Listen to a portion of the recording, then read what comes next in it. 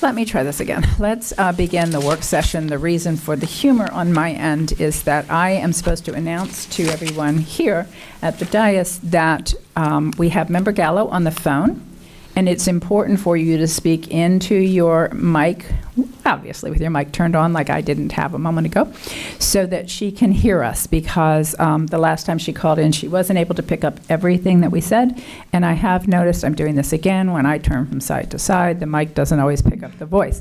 So Member Gallo, can you hear me now? Yes, I can. Thank you, Chair. Absolutely. And Member Gallo, you know the superintendent is not with us tonight. She has spent the day taking on a very important role, and that is helping to select the next UCF president. So we are in the very capable hands of the Deputy Superintendent, Dr. Maria Vasquez, and you will be texting her. Will that work here, so that you can text her when you need or want to be recognized? You have her number, right? You. Okay. Wonderful. I do. Thank you. Okay, and before we begin this meeting, we were having a sidebar conversation just a minute ago because we understand there may be a update on the coronavirus, and I will let Member Castor-Denel know. Okay, then I'll just speak on behalf of the whole board that I think it's very important to the board members at this stage that that we receive direct updates on any changes that might occur. And in fact, on that note, I realized that I am not on the Connect Orange call list. I imagine most of you are, because most of you have students in school. So I thought, well, that will be helpful, because it's always helpful to hear what parents are hearing, but it's especially helpful in this situation. So let me also bring to the board's attention that we communications heard from Channel 9 WFTV yesterday afternoon that they were putting together a forum this evening at 8 o'clock on the coronavirus. And they asked Mayor Demings to be on it, the director of the health department of Orange County, someone from Advent Health, and someone from Orlando Health, and I may be missing, there may be one or two others. And they asked if the superintendent or someone from Orange County Public Schools could be there to speak about the preparation and the measures that Orange County Public Schools is undertaking to be prepared in the event that we have an outbreak in our community.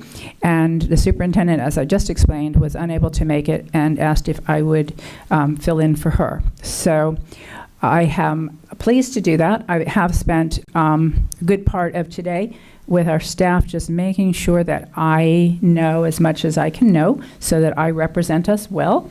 I think it's extremely important for the public to know that we know what we're doing, but this board well knows that the role of the board is very different than the role of the superintendent and the operations. But just from the time I've spent today, I do think it's very valuable for me, even as a board member, when I'm not doing operational things. It's comforting and valuable for me to have more information so that when people talk to me, I can answer. Because I think we all know this. We know that our job is policy and legislative, but our constituents and parents often don't. And if we can't answer their questions, it creates a sense of uncertainty, and that's not helpful in this environment. So when I heard Dr. Castor-Denel asking some questions, and it occurred to me that it's probably beneficial for us to spend a little bit more time in the weeds where we wouldn't normally be because of the anxiety that's been created, understandably, by the virus. Everybody agree with that? Okay. Maria, Dr. Vasquez? Yes, we Okay. will have, I've asked our COO, Mr. Pacheco, after we review the policies, to give you an update. Awesome. Awesome.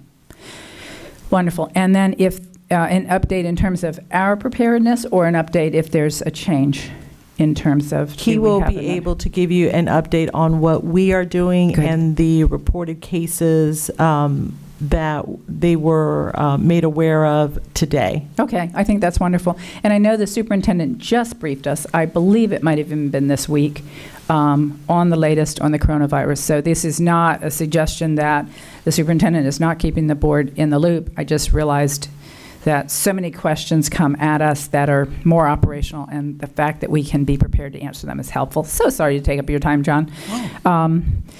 And perhaps it might even be worthwhile maybe next week for us to do this when the cameras are on, so that the public has an opportunity to, should they want to tune in, to kind of understand some of the steps that we're taking, that I'm very relieved to hear, and I think the public will be as well. So, we good? Okay, thank you. All right. Dr. Vasquez, can I proceed forward with calling on you? Yes. Thank you. All right. Good afternoon, board members. This afternoon, we will be reviewing 3 policies.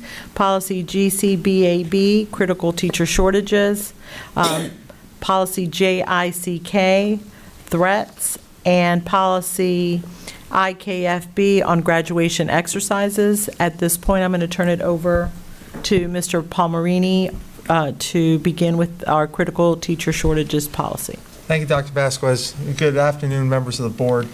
I just want to go over an overview of why we're here today. Of course, we're here for a rule development workshop. The purpose is to revise or create policies. We want to provide a uniform and systematic method of procurement, assure compliance with all applicable federal, state, and local Florida State Board of Education rules, board policies, etc.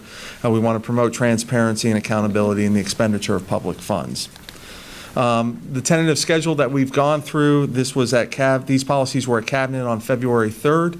The rule development workshop obviously is today. Board approval, this will come back to you all for approval on April the 14th, and they will all be effective upon your approval. The 3 policies, GCBAB, critical teacher shortage, IFKB, graduation exercises, I will be doing those 2, and then JICK, threats, I'm going to have Kashara Cowens and Sarah Kopesky from our office as well to handle that one. All right, GCBAB, critical teacher shortage. And I just want to give you an overview as to what this policy is and why we have to adopt it and what the import is.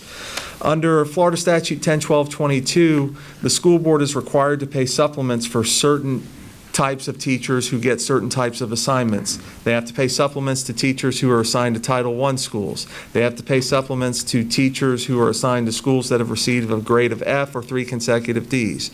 They have to pay supplements to teachers who are assigned to critical teacher shortage schools. So having said that, we have to pay these supplements. We have them in our contract. Florida statute also defines critical teacher shortage. It is high-need content areas and high-priority locations identified by the State Board of Education. So the State Board of Education will send us a list of schools that they deem to be critical teacher shortage areas and locations, and they will send us subjects every year.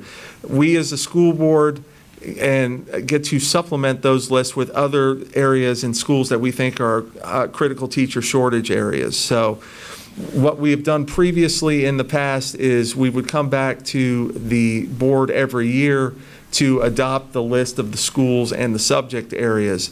But we've also done work with our Orange County Classroom Teachers Association to define what schools those are typically going to be.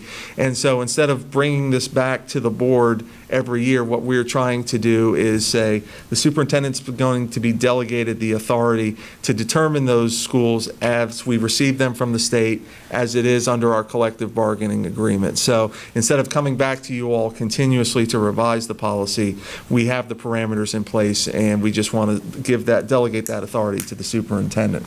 What are the critical teacher shortage areas? What does the state look at? According to the statute, they look at high priority locations shall be in high density, low economic urban schools, low density, low economic rural schools, schools that earned a grade of F or 3 consecutive Ds under the state grading system.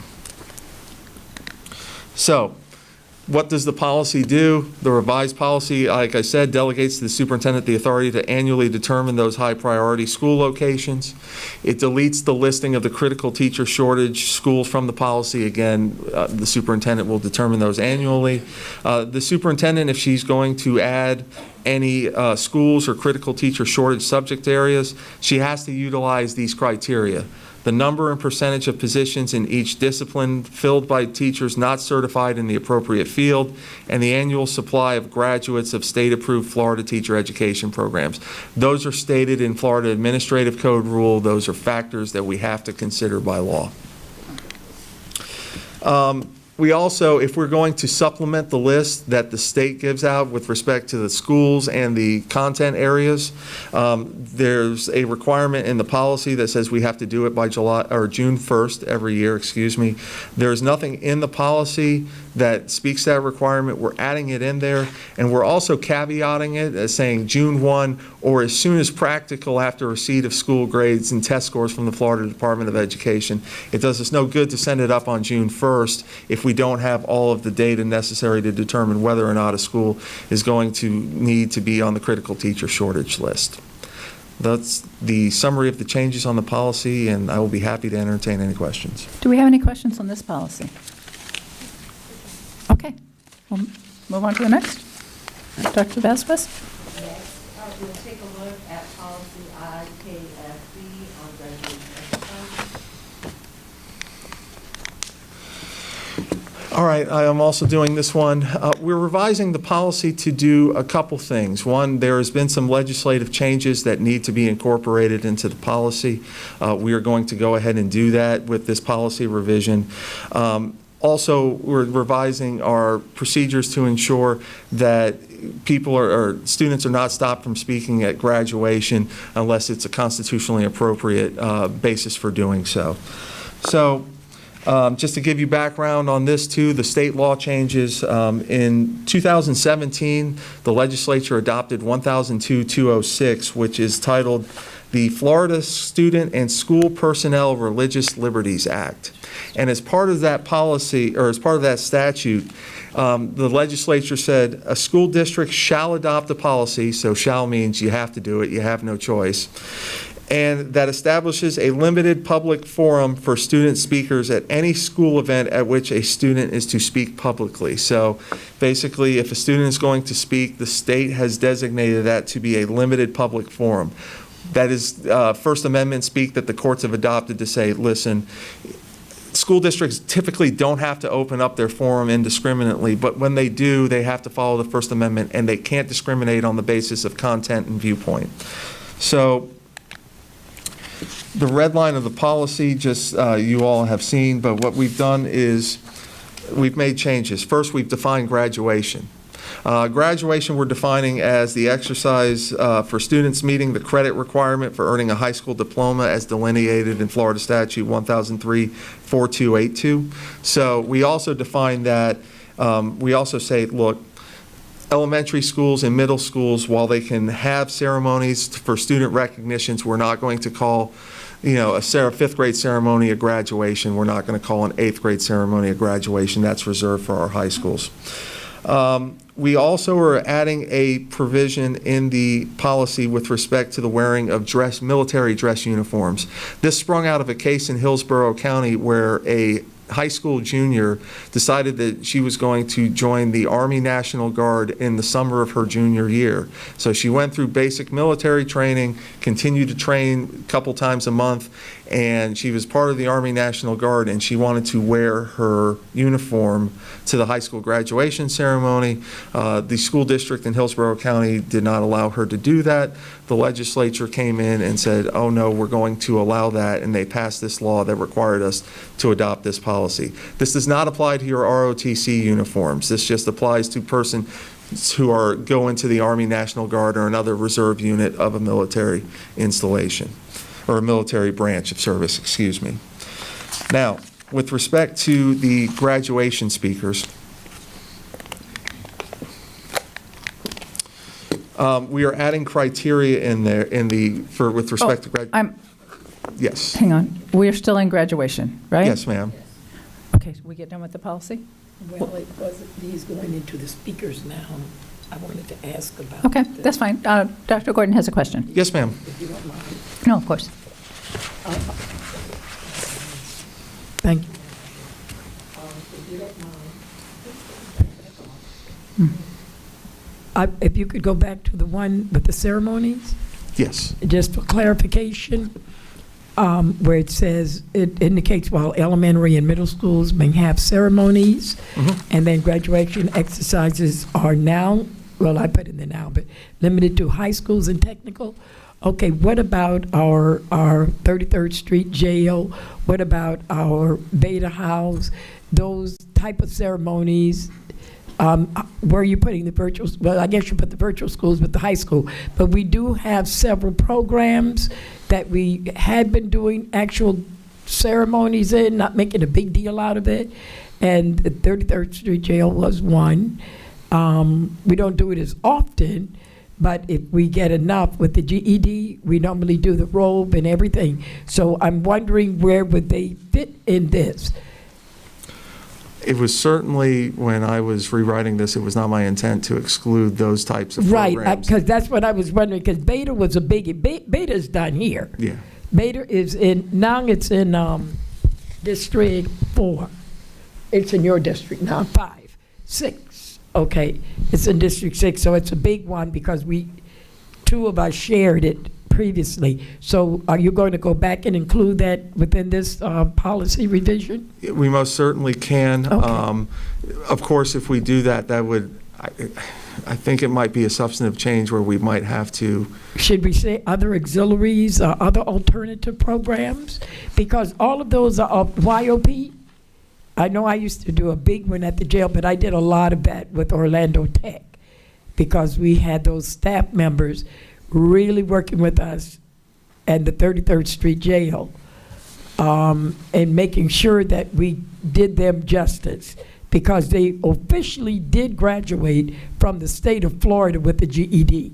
I don't know how the person who is over that program is doing it now because they have not spoken to me in reference to it. But we went and we had robes and everything. And then it was the adult education also. So when I know you said the high school, unless we put them, I don't think YOP is under the technical college because I have 2 technical college and the YOP and the addiction center over here on Central. And we have done graduation there if those kids were successful. But the biggest one I know is Beta. And that's done usually right here in this hall. Yeah, well, they moved it there just after it went over to Nancy's district. Can I add on to, before you respond, if I can add on to what Dr. Gordon has said? One of the, Dr. Gordon, I know you've been in my office. I'm not sure if I showed you one of the proudest things I have in my office is a picture of a graduation ceremony at the jail. And I, as mayor, attended several graduation programs. And I have a thank you. And part of what it was, sometimes it was their getting their GED, and sometimes it was also certification that they, because we had several job certification programs that we created. And one of the things that I have proudly displayed, you can't walk in my house without seeing it, is a carved thank you from all the inmates. Oh. And I believe so much in that graduation ceremony. So it's one thing that they went through this, but families showed up, and families were so proud, and kids showed up, and grandmas and grandpas showed up, and just take that moment to treat them with the respect and to celebrate with them. I don't think that there are any words to define how proud of a moment and uplifting of a moment that was. So if we have to go back, if we need to change the word, and that means we step back a little bit, I think we step back in a heartbeat so that we move forward and get it right. And I don't know as much about the other programs, but I'm sure based on what you've said that they are equally as valuable. I don't know anything that is as valuable as when a man has stumbled, and women, because it was women too, and is given that second chance and is celebrated. Is just phenomenal, just phenomenal. So thank you for bringing that up. All right, Oh. so Madam Chair, and I need to ask the acting superintendent today, if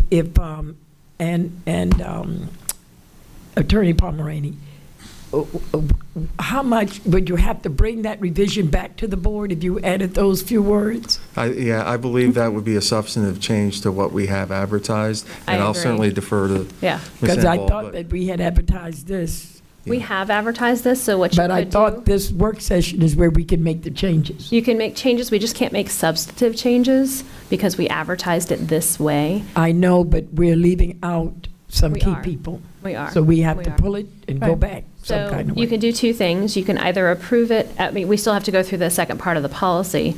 You could approve it as is, if that makes sense, and we can bring back revisions immediately thereafter with that additional language that would probably, I think, would probably be something like high schools and any other programs, alternative sites or other Well, programs just if you that, said the alternative sites related to adults. with those who You have know, students graduating from high school students are adults. I mean, they know how to wordsmith it. I don't think, I would recommend that we do not, because as the Yeah. chair said, if you've ever been to those, it is one of the most, now JoJo Clark, he retired from Orlando Tech, but he really is the person that kicked it off back in 2000.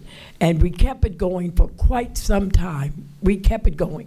And then when you became mayor, we kept it up.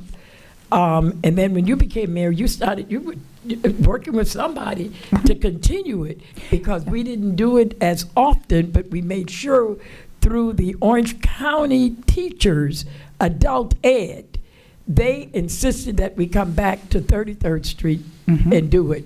And we would go back, and somebody would get it done, that all the high schools would donate the robes. So it was no cost to any of the inmates. The and music graduates. plays, they walk down. Yes. It is. And we it's had a so speaker, you know, awesome. Yeah. it's awesome. But the last So- speaker that we had when I was in office was Sandy Sugar. Yeah, He came and sure spoke. did, the Yes. president of Valencia. So let's do this. If there's not objection, where we are right now, what we wanted most to change was to make sure that we never had a principal that denied one of our students the opportunity to speak. I think, Deputy Superintendent, I think you and the superintendent have the ability to get that message clearly across, whether we put this in a policy today or not. My other concern is that what we are doing is we're also, what has been allowed, we're essentially taking out with this qualifying language. So if we leave things the way they are and bring it back as quickly as we can, making sure that all of our principals understand you will not deny a student the right to give their speech, then can we proceed with that before the graduation? Because I don't know if we have time to advertise and then also bring it back to you in a work session and for a rule event workshop and a final approval. We'd have to look at the calendar and bring it back. Well, Madam Chair, that's what the legal attorney, that's what you have to go do. Right. And come back and advise us of that, because I cannot see leaving out all of these important aspects. That's our key aspect. And if we're going to fix the language, make the language right. Don't patch it up now.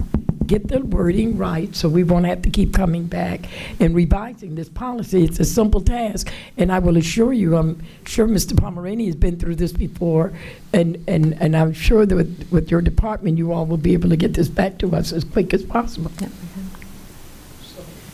So let's hear from Member Byrd. The Deputy Superintendent wants to speak. Do you want to go first? No, Okay.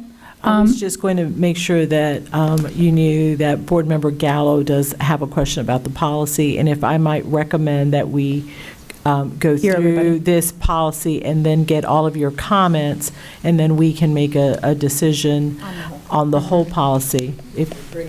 That's a good point. I forgot we're only midway through the policy.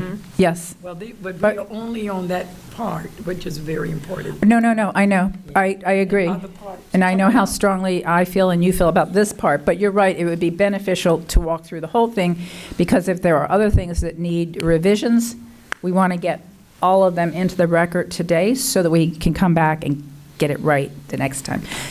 I'm sorry, Member Byrd, you want to be heard now, or do you want to get to the end of it? Okay. And Member Lopez, do you want to wait till we get to the end, or do you have something on this? Okay, let's keep going. No, absolutely. That's why we are primarily here, but thank you. All right, back to you, Mr. Pomerini. Thank you. With respect to student graduation speeches, there are provisions in that statute, the Florida Student and School Personnel Religious Liberties Act, that are required to be in our policy, so we're just going to go through those verbatim. One It says, at first, the policy says employees of the board will not restrict the content of a student's graduation speech except with respect to unprotected speech, and then we're going to go through those factors. Discrimination against a student's voluntary expression of a religious viewpoint on an otherwise permissible subject is prohibited. That's directly out of the statute. Selection of student speakers for graduation exercises shall be based on neutral criteria. It's directly out of the statute. Students may not engage in obscene, vulgar, offensively lewd, or indecent speech. That is right out of the statute. A student's graduation speech does not reflect the endorsement, sponsorship, position, or expression of the board or its employees, and we are requiring that the disclaimer must be included in the graduation exercises program. That would be the appropriate place to put it. And finally, number 5 is not from the statute, but it is to address the board's stated concerns. A student may not be restricted or prohibited from delivering a graduation speech by any employee of the board without prior review and approval by the general counsel or designee. That would ensure that we are not prohibiting a student from speaking based upon unconstitutional considerations. So we don't foresee that this is going to be a problem going forward. We've had discussions with our folks in the high school division about this. We know what is constitutionally protected and unprotected speech, but if we get to a point where a principal has a concern that, hey, I don't think this is constitutionally protected, and that will come to our office for review to make a decision one way or the other based upon the considerations of the First Amendment. Okay, open it up for discussion. Member Byrd, I queued you back up. And then Member Lopez. And then we'll hear from Member Gallo.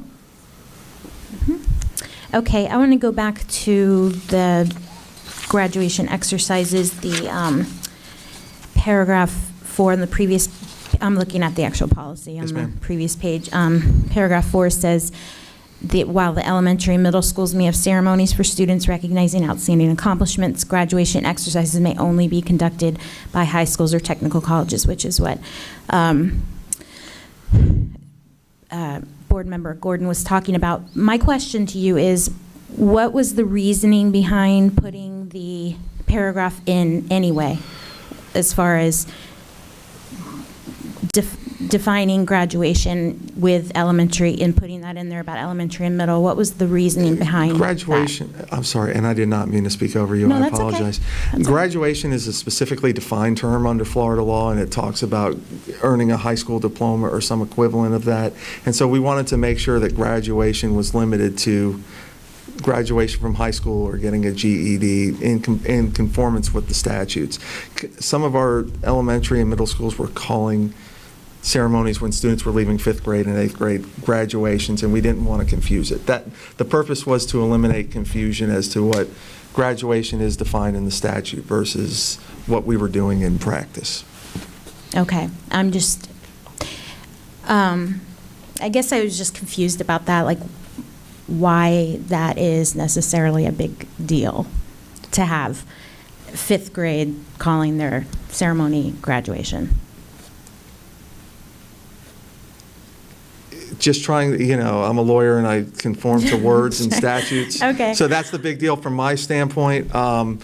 We just wanted to eliminate the confusion of it. But, I will certainly defer to the board and its wishes with respect to that language. Well, I mean, if legally, if we need to have it in there, then that's fine. I'm just, it would solve the problem of defining it with the high schools and the technical colleges and adding in the other things if we just didn't have that section in there anyway. I think even if But- if we did that too, it would be the same issue. It would be a substantive change, and then we would have to bring it back, re-advertise it and Right. bring it back. So I'm happy to hear the board's discussion in whatever way you want us to change it, and we'll re-advertise it and bring it back. Okay.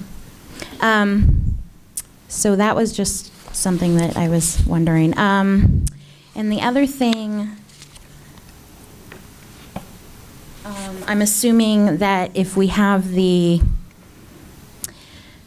paragraph in talking about the speeches, that we are going to have the disclaimer in the programs. That pretty much is all we can do if a student says something that we didn't know they were going to say, that wasn't in their written speech ahead of time. That's the only, we have no recourse or anything we can do there anyway, so. Yeah, when you look at the case law coming out of it, because just to be clear, we've had cases getting up to the 11th Circuit Court of Appeals in Atlanta and the U.S. Supreme Court on graduation speeches, so it gets litigious. One of the things that the courts looked at is speech becomes state-sponsored by a student, meaning it becomes the school board speech if you start reviewing it prior to them giving it. So that's where we look at it generally, very generally, to make sure we're not seeing obscenities, vulgarities in it. Quite frankly, as a matter of practice with our high school principals, when they've looked at these speeches, they look at them and they offer suggestions. They say, hey, maybe part of your speech is tailored to a small group of people only a small group of people may know what you're talking about here. We want to make sure it's a broad, speech to the entirety of the class. So that's the kind of things our high school principals were looking at.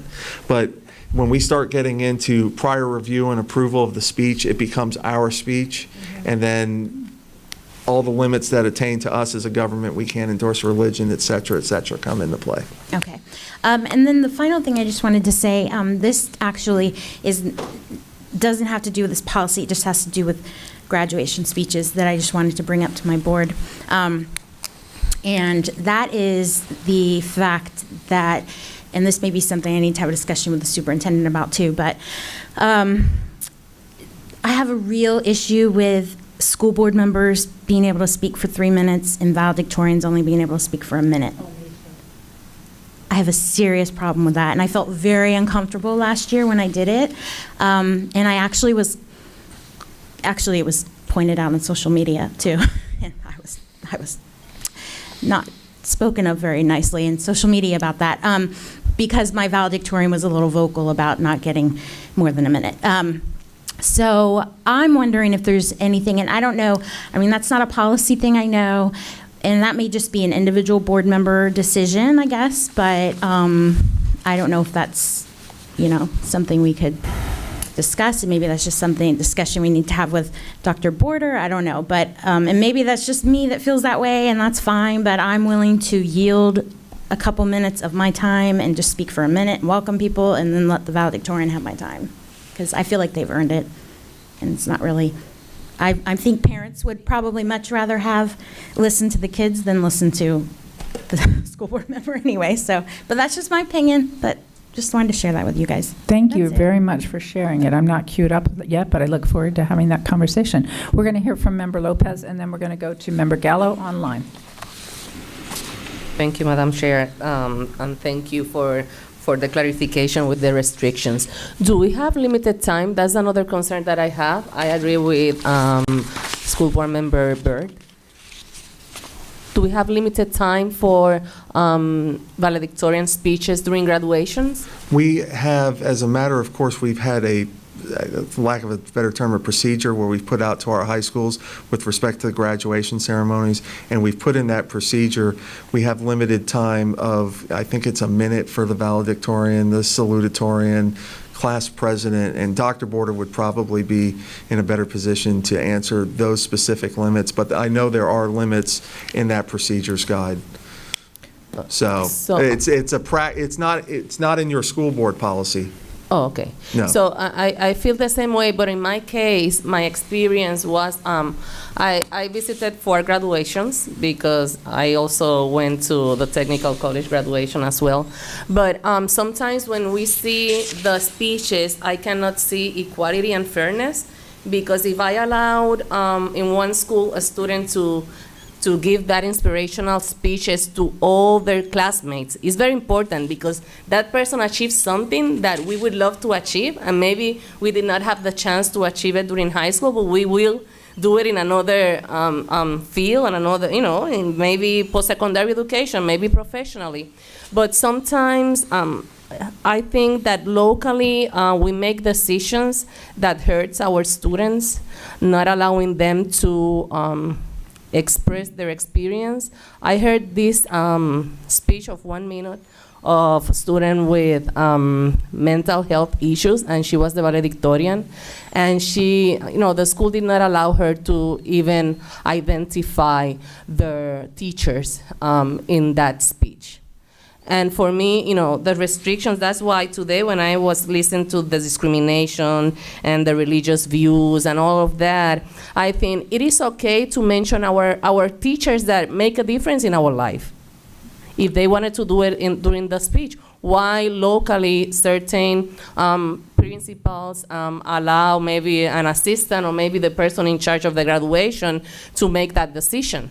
I think that they should be allowed to inspire other students and to brag about their teacher, about their mentors. So I saw I saw more than 2-minute speeches as well. So I feel very comfortable to listen to other valedictorian in other of our high schools expressing, and giving very deep speeches for the families, for the parents, for the teachers as well. So I just want to express, my support to school board member Bird as well. And also, do we review the policies of the with the principals every day about the speeches? In our newsletter for the principals, maybe on April, just to review, all of these restrictions, all of these rules or policies about speeches. Do we do that? I can tell you that at the last high school principals meeting, we went over this policy, and I was there talking about it with those high school principals, so they know the policy, that revisions that are being made. Dr. Border and his office also, they put out the procedures guide previously, but we went over this policy explicitly with high school principals February 22nd, I think it was. So they know that we're not going to restrict on the basis of content. We're really looking for obscenity and that kind of stuff. And they know that if there's a dispute about, what's in a speech, if a principal doesn't want something in a speech, but a student wants to give it in the speech, then that's going to come to our office for review. So I think it's been clarified to them what the expectation from this point on going forward is going to be. Because maybe, a friendly reminder, close to the day of the graduation, because sometimes, our principals having too much work. Sometimes I just go there and I believe that they are just sleeping in those schools. They have so much work, it's not, it's amazing what they're doing. And sometimes, just reviewing and just sending a friendly reminder of those restrictions is gonna be more friendly for those students. I don't know, I'm for the principal as well, because maybe they were absent to the meeting, but maybe with this friendly reminder, they don't know, we have to take care of this speech as well, or maybe help the student or support the student, because that mental health, and I have to repeat this, because that mental health speech, if the student have just 1 more minute just to explain, she tried to commit suicide, and she's the valedictorian, you know how many experiences that can she identify at that moment that make an impact on those lives? And with only 1 minute, I say, oh my God. So I felt the same way Ms. Bird felt at that moment. So thank you so much for your time. Yes, ma'am. Before we call on Ms. Gallagher, if we can, I just want to make sure that we've answered a couple of Member Lopez's questions. One, the issue of the principal saying that you cannot use a teacher's name. I can see why they might, because it might be positive. Another student might use as an opportunity to criticize a bunch of teachers, but nonetheless, based on the law and based on this policy, how would you interpret that? That you can or can't restrict them from using a teacher's name?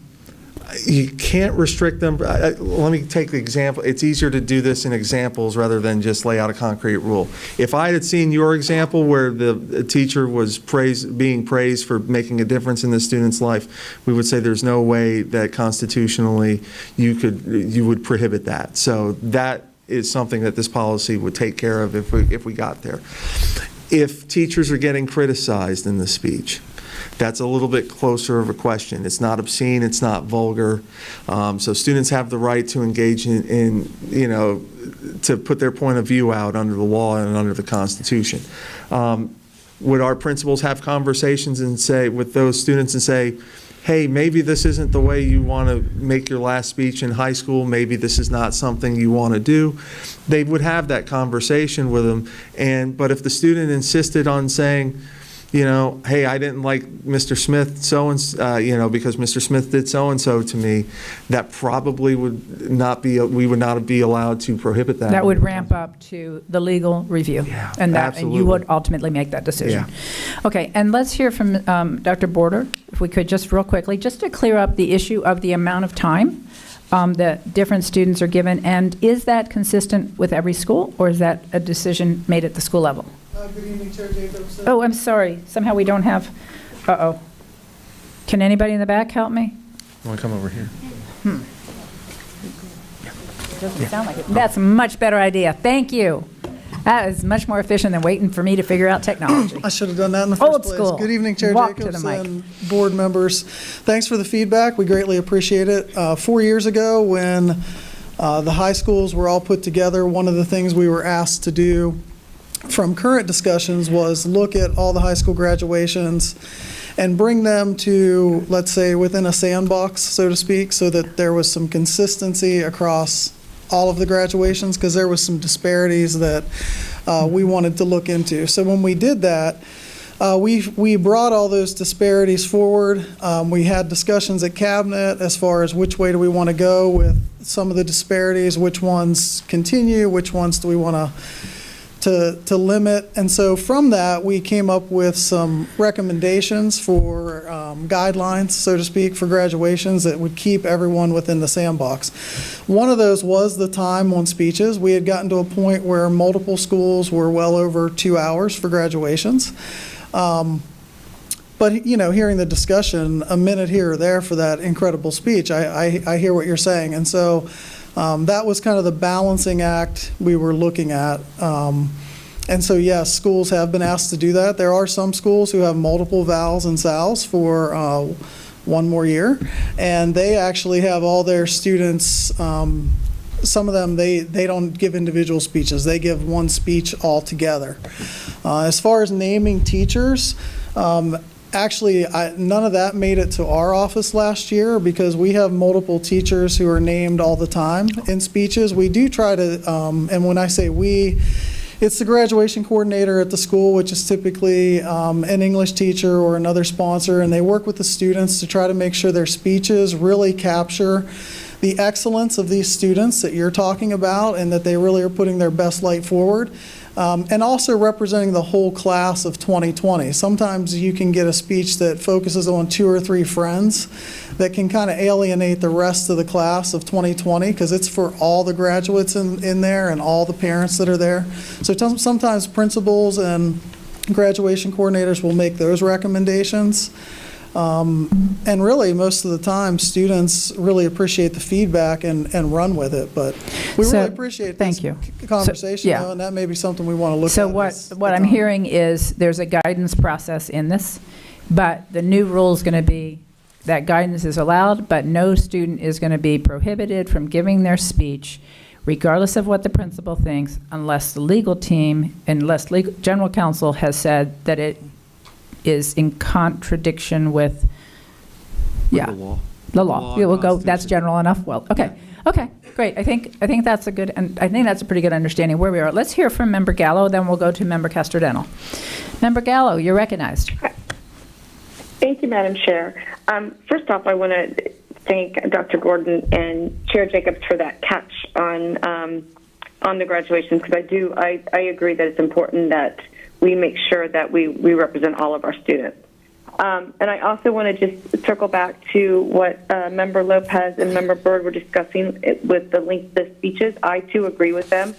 I wish that the valedictorian speeches were a little bit longer. I think for students who have worked as hard as they have worked for their high school or really their K through 12 career, they do deserve more time than just a minute. And I would be willing as well to give up some of my time to allot it for a child, because I do agree with Member Byrd that I think that the audience as a whole would probably much more prefer to hear from the student and the awesome things they have to say versus what I have to say. So I just wanted to say that quickly, and then I do have a few questions. Under the policy part, I think it's number 2, it says the principal is authorized to exclude prior to or during graduation exercises any student for misconduct or for refusing to follow established rules or procedures for graduation exercises. So my question is, what are these established rules and procedures? Are they in our code of conduct? Are they printed? How are they distributed to the students so that there's clear and concise direction for our students? Excellent question. Let's hear from Mr. Palmerini. Certainly, the code of conduct, if a student were to violate the code of conduct, that would be an established rule or procedure. We also, I think we have local rules, I say that, we tell them, this is where you're going to line up, this is what time you're going to line up, this is how we're going to proceed in. All of those types of just functional, how we're going to do graduation. If those students aren't following those rules, those would be the kinds of things that we would remove them from. And Dr. Border, am I missing anything? Dr. Border. Chair. Thank you, Chair. So just to add on to what Mr. Palmerini said, the last thing we want to do is have a student's graduation walk taken away from them. And so we really go by the code of conduct. If they were involved in, say, a level 4 offense, that could enter the equation. Outside of that, the only situations I can recall in the last 4 years is where you've had end of the year extreme vandalism and destruction at schools. And in those cases, students have lost their walk as a result of the damage to our school buildings. But those are the only incidents I can recall outside of level 4 offenses. I think Ms. Gallo, if I can follow up, or Member Gallo, if I can follow up, I think her focus was also on the second half of that, refusing to follow established rules or procedures for graduation exercises. An example might be submit your speech so that we can make sure that it comports with law. That might be an example. A student that fails to submit that speech, how is that treated? If a student refuses to submit the speech, we're going to have to take some action on that, because we still are going to have to figure out if there's vulgarity, obscenity, that kind of stuff in it.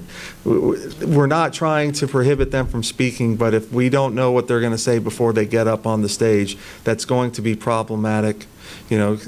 So that's a refusal to show us the speech so we could check for that kind of obscenity would be something that, yeah, we would refuse to allow them to at least speak at the graduation ceremony. I'm not necessarily sure we would prohibit them from walking, but that's a level of operational detail that Dr. Border and his staff would be more appropriate to respond So, Member to. Gallo, I'm going to go back to you. I think that this is a good catch on your part on behalf, just from kind of how broad that language is, and given what we experienced this past year. So let me go back to you if you have any follow-up on that or other questions.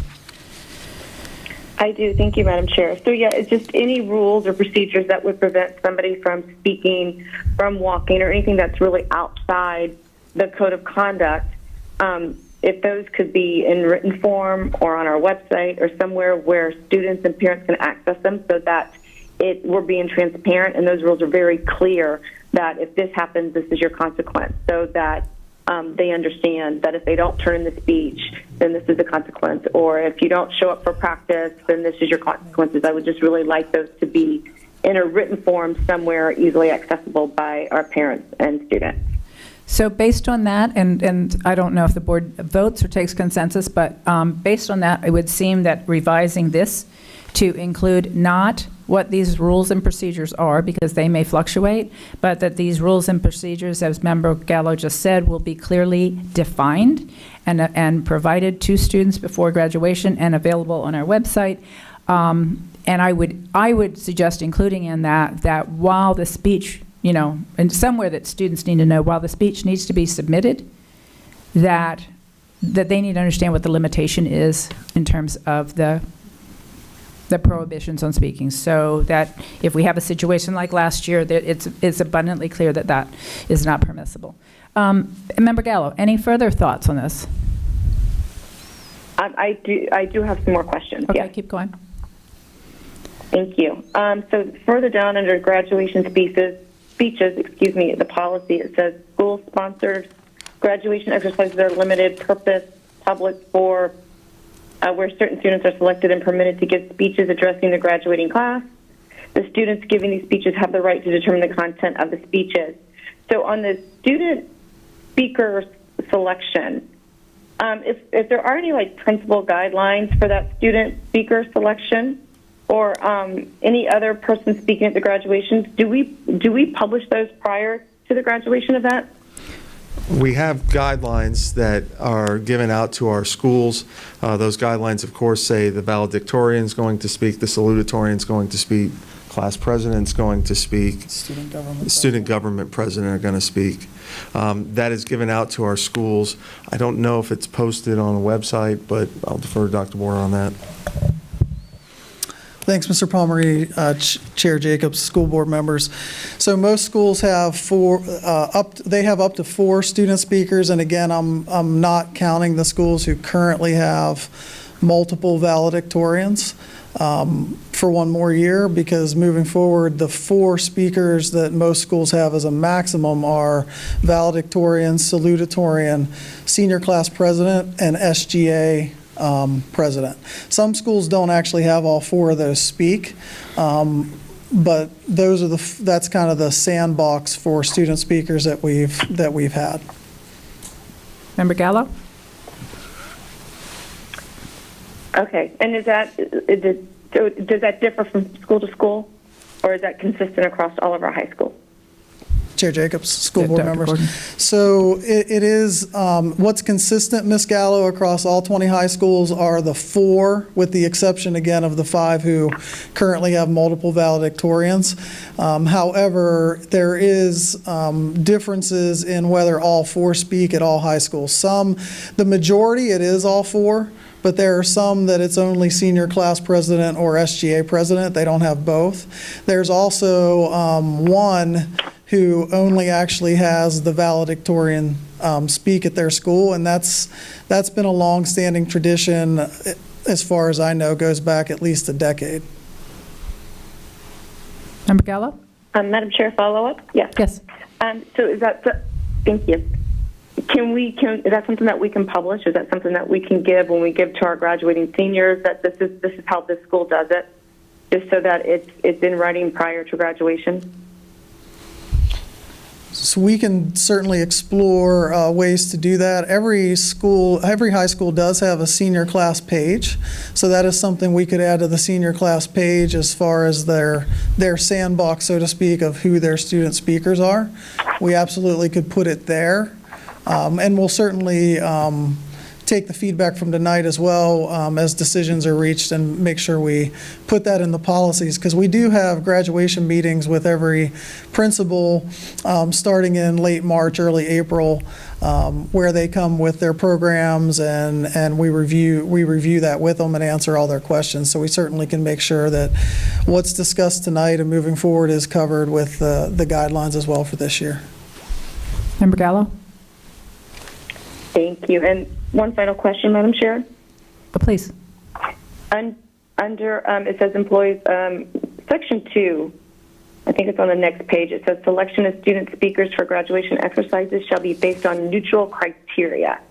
Can you explain what neutral criteria is, and can we more clearly define neutral criteria so that we all understand what that means?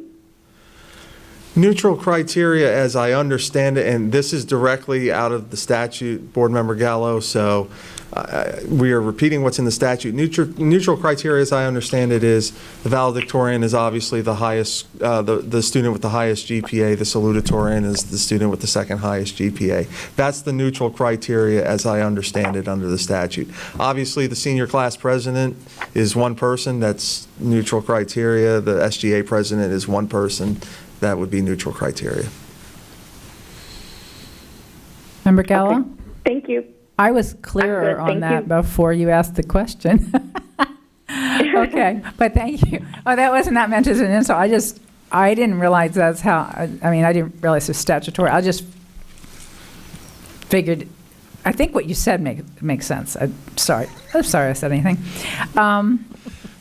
Okay, Member Kester-Denel. Okay, thank you, Madam Chair. Just to get this out of the way, I agree with Member Byrd about yielding our time to the high school speakers. And then at one of the graduations I attended last year, there was a student who had a speech prepared. She started reading that one, and then she slowly pulled out a secret speech. And the principal was so quick, went, nope. But I wonder, with this new policy, is that going to be a problem? I mean, they didn't submit that one to be reviewed, but then in the act, it's, I don't know, how would that scenario be dealt with? These are certainly split-second decisions that administrators are going to have to make. And of course, I'm going to give the lawyer answer that every person hates. It depends on the certain facts and the facts of the situation. If a student starts going off and is clearly getting ready to engage in something that's vulgar and lewd, that's probably going to be looked at more favorably by the courts for stopping that student from speaking. If the student switches the speech, but there's nothing vulgar and lewd in it, then we may get into a little bit more trouble by preventing the student from speaking. But I can't sit here and give you a hard and fast rule on that, because these things always have to depend on what is the facts, what is the certain scenario that occurred. I hate to give a less satisfying answer, but that's the best I can do in that scenario. Yes, I can see it replaying in my head and the quick acting by that principal. But I felt sorry for that student, because here was her opportunity to just speak truth to power. I love that. You related to that. She related to that. But anyway. The rebel.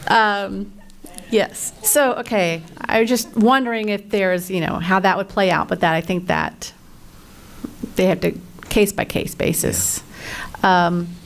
As for the language referring or restricting the 5th or 8th grade graduations, I can see those schools, the parents or teachers, whoever, they want to do a graduation ceremony. They don't think twice about using that term. We know they're not graduating from 8th grade and then going to work. So I know the language of the word graduation exercise refers in this policy to the culminating event of your high school career. But I don't want the other schools to then say that we are forbidding the use of the word graduation in their ceremonies. I just think that they will say, what? They control every little thing we do. We can't call this a graduation ceremony. So I just don't want to go overboard. I think people understand the difference, but if there's a way to define the difference instead of forbidding other schools from using that term. It's probably going to take a little bit more than 5 seconds to think of a way to phrase that appropriately, and that would be something that we would have to relook at. I understand where you all are coming from, and I can wordsmith it, but it's going to take a little bit of time to do that. So to make sure I understand the process, and I think that I think I've heard several board members question. I had the same question, Member Byrd and Member Kester-Denel, about wonder why, and then you explained statutory reasons. When we come back, based on the feedback, I am assuming this kind of like an ordinance, I'm thinking, in my way of looking at things, that we can advertise a variety of things. Can we advertise this so that we may or may not change that language? How does that work? Or do we have to have a single final version to advertise? So where you are now, you're at a rule development workshop. Right. In the past, this board, when I was here before, we had work sessions that you could talk through and do all this and make all your changes. Then we brought it to a rule development workshop, and then we brought it for final approval. You're required to have 2 opportunities at which the public can comment, tonight being one, and at the school board meeting that you adopt it being the other. there.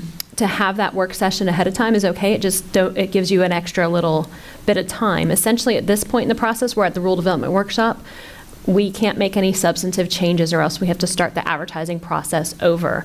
And it usually around 30 days to advertise, and then your rule development workshop followed by your school board meeting. So you can't, another way of putting this, you can't advertise two different versions so that the board can choose between them, like you might do with zoning. I guess if we had two separate different versions, you could.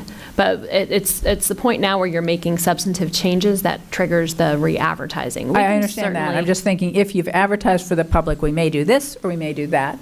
Then the public shows up, and then we may take the language that Mr. Palmerini may come up with, or we may reject it. If we have two clean versions and they're both advertised, couldn't we move forward with that? We could probably do that. Okay. But you're still in the same position if you want to make any substantive changes. We still would have to go back. I know. When we come back here again, we need to have, one of those two we need to be good with, or we're going to start this process over again. Right.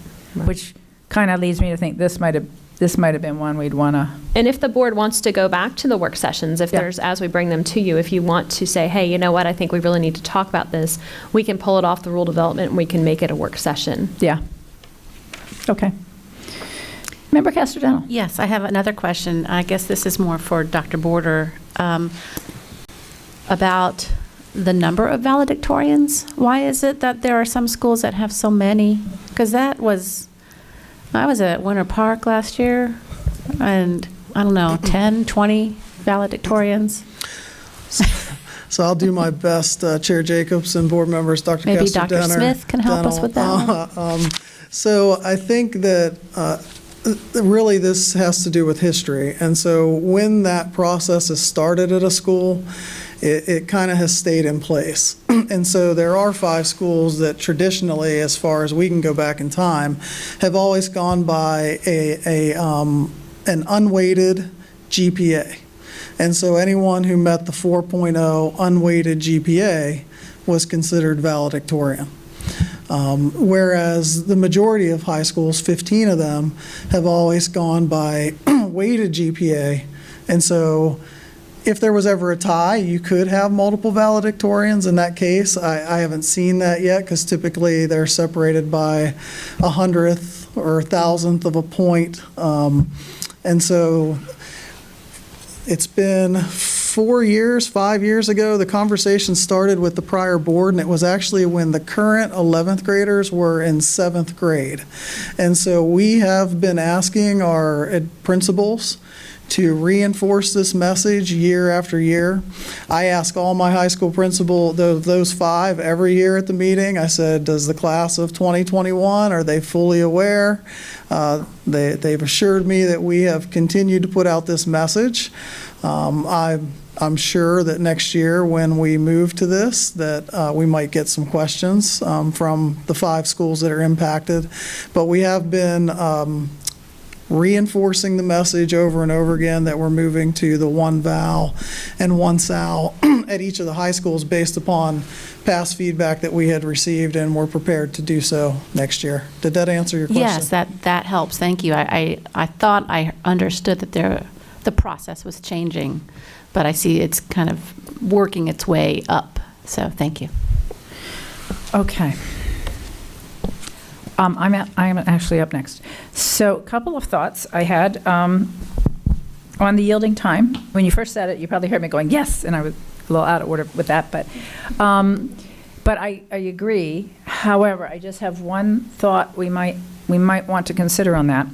So right now, if I show up, I'm speaking 3 minutes, you're speaking 3 minutes, valedictorian getting 1 minute, that just really doesn't seem right. On the other hand, if we show up and we only speak 1 minute, this is just literally thinking out loud, and we only talk for 1 minute, if they knew that we were given 3 minutes, but you stood up and said, I'm going to yield my 2 minutes because I think it's more important to hear from our students, and then you make a brief remark, then I think that the feeling is that you're not. So sometimes when you show up and you don't speak very much, it's like you don't care and you didn't invest the time and the energy to say something worthwhile to students. So it's just, might work better to yield that time publicly when they see it, you know? Because, you know what I'm saying? So it's just food for thought, because I love that idea of yielding time. But if we only have a minute, and if they don't know that we only have a minute, and they don't know we only have a minute because we wanted to hear from the kids and not us, they could get the impression that we just didn't prep. That's one thought. I'm wondering if it makes sense that we include in our policy that there is a requirement that the speech be presented in advance. I kept wrestling with it. I kind of hate to put that in there because we're trying to send the message, you can say what you want to say as long as you don't violate certain legal requirements. But if we put that in there and we're upfront that we have to see that first, then if there is any switching period, it's a violation, and it takes the subjectivity out of the teacher having to say, I know that kid, he's going to do the wrong thing. And then it's, why did you stop that kid? But you let this other kid at last year's graduation, you know, switch speeches. So if we say that you have to present your speech so that we can confirm that it comports with the law, however, so long as it does, you know, you will be allowed to move forward. You've got much more succinct language than I do. Then I think we have not only laid out the ground rules clearly to the parents and the students, and we've told them we have to see it, but we're not going to change it as long as it's okay. But then we also have the ability to uniformly, if anybody switches that speech, to consistently and fairly stop the speech. And I feel a little bit better about that than the principal being in the position of anticipating what a student might say based on who that student is, and then it being called foul play because of, you know, potential discrimination appearances. Is any of that, you follow me? Yeah, you know, I Yeah. wrestled Yeah. with that question expressly, because if you start putting in there that we're going to review the speech, then it sort of looks like it's state action. And then all the rules that apply to us as a government, as a speaker, apply. So I said, you know, saying obscene, lewd, indecent speech is not allowed implies that we have the right to review the speech without expressly saying it and triggering that extra constitutional scrutiny. That's why I did not include the language in the. I was thinking of that. And Okay, I'm like, and when I read it and I was like, you didn't say that, but the only way you can get from here to there is to do that, so you strongly implied that, but why didn't you just say that? So now I understand why you didn't say that. yeah, Okay. because if you say it expressly, then I the courts gotcha. are going to say, well, now facially, the school board is taking the right to review it. Understood. Yeah. Very good. Okay, so I thought we might solve a little problem over here that rarely happens, but as you've just explained, we would create a much bigger problem that will probably always happen. Thank you. Member Gould. My comments aren't long because I think everything's been said, and I concur about the trend. On the submitting, they really do submit in advance by practice because every speech is in a master book. So everything has to be submitted to the principal in advance. So in essence, if they need some help with their speeches, they get offer at that point to have some assistance, either to trib it or to make sure that it's within the guidelines. So, but I just wanted to say that I concur that either way, if we yield the time, I'll never remember that, so you'll have to remind me, that we yield the time to the students, and certainly that we make sure we include all of the students under our purview. Thank you. That then triggers the question that Member Gallo asked about what were those rules and procedures about graduation, that perhaps one of those rules and procedures is that you cannot change your speech after the speech that's been submitted. And that way, uniformly, anybody who did would be in violation and could be stopped, so that maybe there would be more consistency and that we're not, again, just appearing to indiscriminately to stop people. Just could work. Let's go to, After yeah. it goes into it's been finalized for the book. Right. I don't know that we want to say after they submit it, because there may be some coaching. No, you're right. But this doesn't have to go in the policy. That would just be part of those rules and procedures, and then the practice could be that if you deviate from that, and you could be warned ahead of time, if you deviate, we will cut you off. and that would be consistent with our policy. Okay, Member Covert. I like that. I think it's important to differentiate what is board policy and what are individual rules and procedures, understanding that it's also important for each of the individual schools to be able to tweak that a little bit because they have their own individual traditions. Couple comments, historical perspective on, and this goes to the amount of time for the speech as well as the how the vowels and sounds are determined. So this was a big issue when I came in 5 years ago because I said, why does this school have 20 valedictorians and this one has 1? And over here where you have 20 valedictorians that are determined by you have a 4.0, you've got kids with 5.5 GPAs that took 15 AP classes and they're not a valedictorian because they may be. And why does that make you a valedictorian over here at Timber Creek, but you're not at Cypress Creek? And I had a really big issue with the consistency. And so that's where the district took that on, and to Dr. Border's point, made that consistent across all now 20 high schools. So that was really important.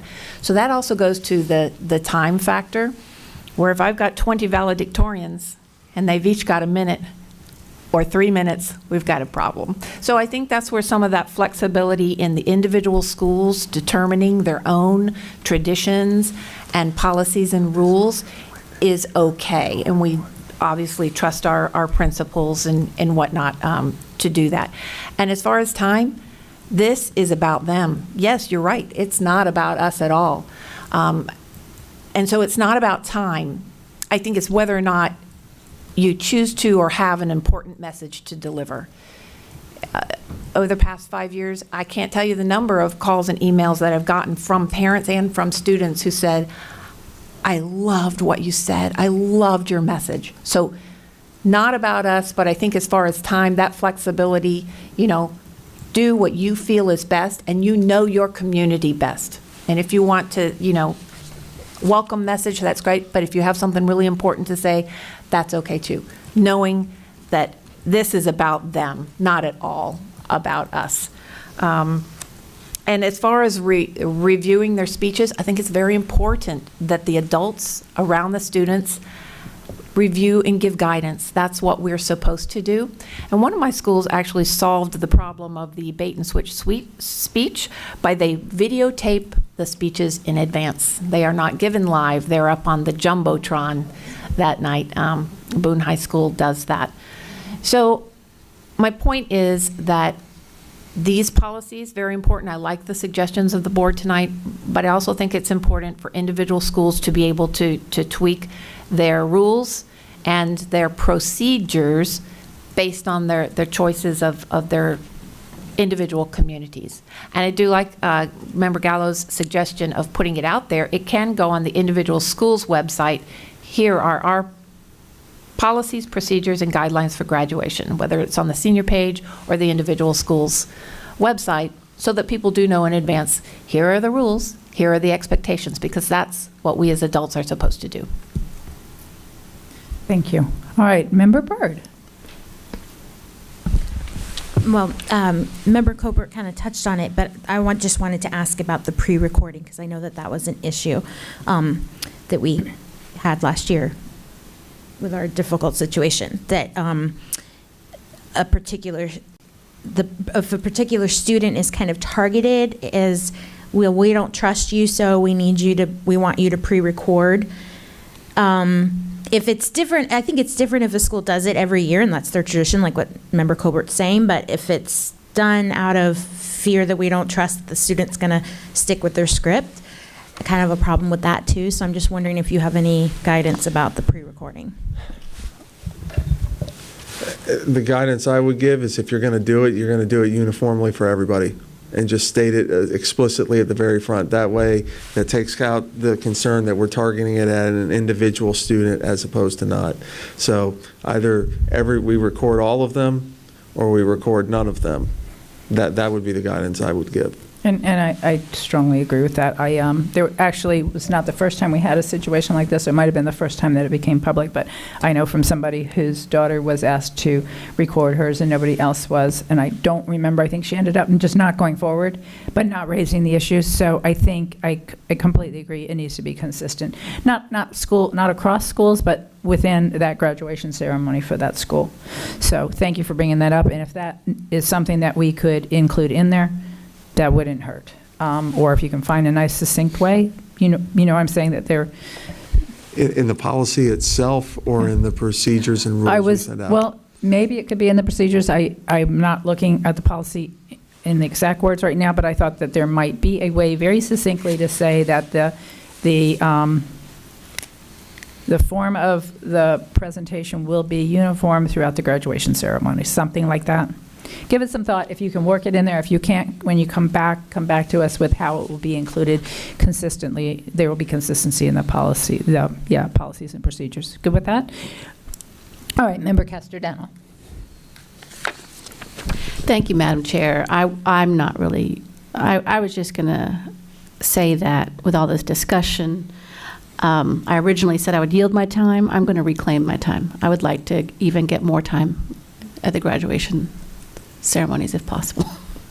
I think I have a very important message, and it takes me a while to get that across. So if you could allot maybe 10 minutes. Yeah. But I am willing to wait till after Winter Park narrows it down to one valedictorian. Okay.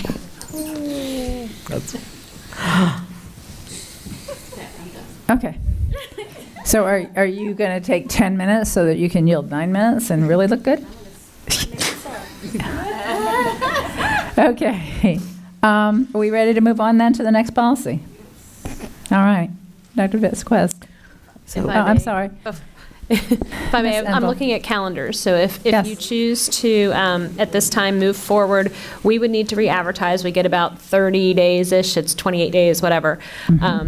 We would have to add it to the, potentially, 4/7/20 rezoning rule development workshop. We'd have to add it then, and then the school board meeting would be the 28th of April, which is right, it's before graduation still. But we can still move forward as if the policy. Whose zoning is that? Which district? Which board member? Oh, I would have to defer the 4/7 rule development rezoning. I think it's a lot of them. That's the big one. The reason I'm asking if you can tell me which board member, so that board member, that's what I was assuming, the board member can tell us. I'm going to defer to Sarah because she has that information. So majority of them, I believe, is Ms. Gould, because it's the 429 corridor. I don't know if this is on. And then there's also Sand Lake Elementary and Bay Meadows. Is that you? Dr. Phillips, Freedom, and Whispering Oaks. So that's all 429. And that, I know that's all you. We're doing all of those in one night? Yes. Yes. Yes. So we have Whispering Oaks and Lake Whitney. We have Bridgewater Middle School. We have Windermere High School. We have the new high school with Freedom Relief, the Bay Meadows and Sand Lake. Hang on, just so I'm clear. I'm sorry. We're doing all of those in one night? Yes, it's my understanding they're all in the same timeline. Yeah, I know, but the idea that we are doing all those rezonings in one night? And we have done that in the past. Wow. Okay. But hopefully, we would have this language finalized because we would circulate it to all of you so that Oh, yeah, this I'm not portion even would worried not about be this as language. quick, This but is that's going to be a long night. This is like irrelevant. Maybe. I'm just going, Yes. no, that's like peanuts right now compared to what I'm envisioning if we have a lot of input. There is going to be a lot of. There is one more. I believe it's Laureate Park and North Lake Park, Eagle Creek out there somewhere. You should do that one first. Otherwise, they're going to be here all night. So just wanted to let you know those. No, are I all- appreciate we it. just had a Not committee really, meetings but I mean, last I night, appreciate you so. telling me it. I just wish for everybody's benefit that there would be a way to spread them out a little, just, okay. Okay. All right, thank you all. So I just wanted to let you know the Thank you. timeline for this. So Got this it. looks I like if we appreciate it. bring back just IKFB, we're not looking till the end of April probably to Okay. get it approved. Okay, thank you. Dr. Vasquez. certainly great discussions on the graduation exercises, and I'm sure we will be able to address the concerns. You're very consistent in what you're wanting, making sure students have the time to give their speeches. I'm sure we will be able to accommodate time for you to speak without having to yield to our students, and transparency in what those guidelines are, so that there are no surprises. So we will bring back the revised policy to you, and certainly make sure that it's shared with you individually if there are still some tweaks, so that when we come together at the end of April, April 7th, all of your concerns and all of your input is in that policy. All right, our last policy this evening is policy JICK, and it addresses threats. Good evening, Chair Jacobs, school board members. I'm Kishara Cowens, and tonight Sarah Kopesky and Chief Holmes and I are here to speak with you about policy revisions to JICK threats.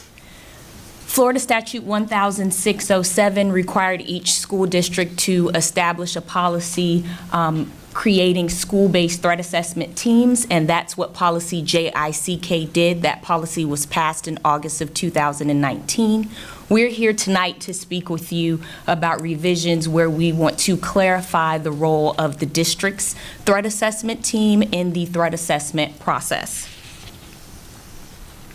So currently the policy addresses the school-based teams. We want to create the district threat assessment team that would be there to provide oversight and guidance to the school-based teams. Your district threat assessment team is currently formed and meets weekly to review cases that are referred to the team by the area administrators. So essentially the policy would just be putting the authority in place for the district's threat assessment team.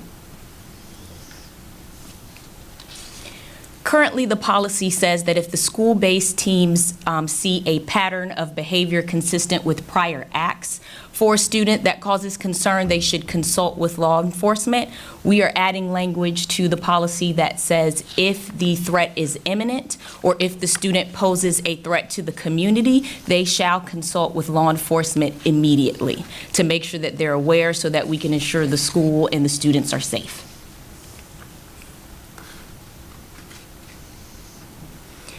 So what this provision in the policy does is it talks about the district threat assessment team's function. It allows the district threat assessment team to review and reclassify threats received from the school-based threat assessment team.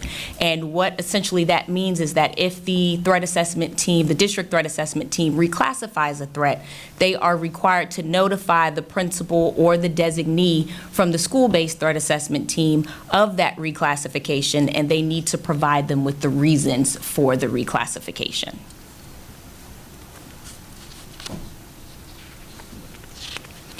We are adding language letting schools know that all very serious substantive threats need to be reported to the OCPS District Police Communication Center.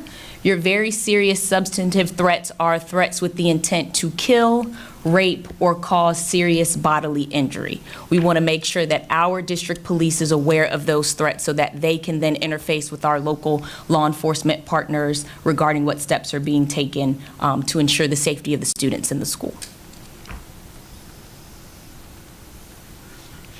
We are adding language saying that the school-based threat assessment team shall notify the parents and guardians of the intended target of the threat. We are considering this a health, welfare, and safety emergency notification. And that language wasn't previously in the policy, but we're adding it now.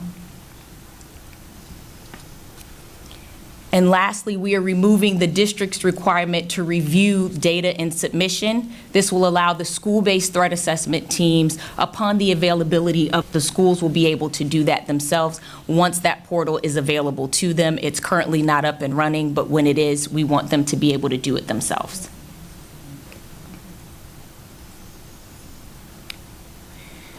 And so the next steps for the process would be revisions to the internal procedures and training our school-based threat assessment teams on the updates to the policies and those procedures that we're putting in place.